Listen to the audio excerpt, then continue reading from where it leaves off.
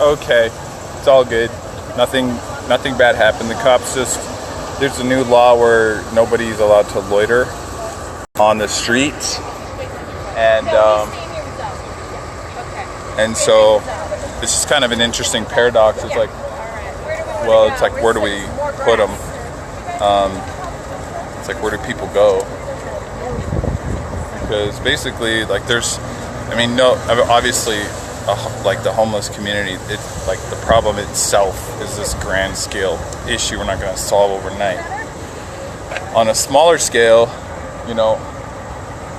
it's a big city, and there's just like a few streets where they hang out, and it's like, where are they supposed to go, right? Like, we disperse the crowd, you disperse the homeless into the general population, and now all the people living in the apartments around here are going to complain or something, because they have people trying to like sleep in their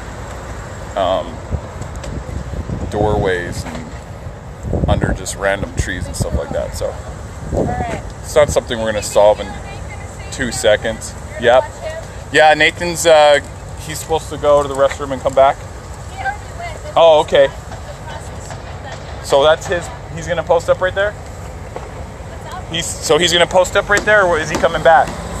Okay. He said there was just one guy all by himself over there on the other side, and he wanted to take some water to him. Okay. But he's coming right back to you. Okay, good. Okay. So, so that, no big deal. Just like interesting things that I think it's enlightening, because it's not something that we have to deal with. Like, we live in the suburbs. These aren't problems we have to deal with every day. We don't have to figure out, how am I going to live in 106-degree weather without shelter 24/7, Or what am I going to do when the cops show up to my house and tell me I have to move? It's just like, it's not right or wrong. It's just, I think it's a life experience a lot of us don't have, and it's important to be aware that it happens, And there's a lot of different ways to help the world. Some people do it with, personal training, and some people do it through Reiki and meditation. Some people do it through organic gardening. Some people do it through giving out food and water. Some people do it through social work. There's a lot of different ways, I think, to lend a hand. And I don't think there's a right or wrong way. You just have to figure out what speaks to your heart, So, Hi. I'll be back. Hi, dear. Do you have your 25 cents? I don't have any money on me right now.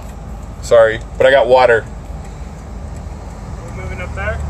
No, we're chilling right now. But, I could. Okay, I'll be back. Love you guys.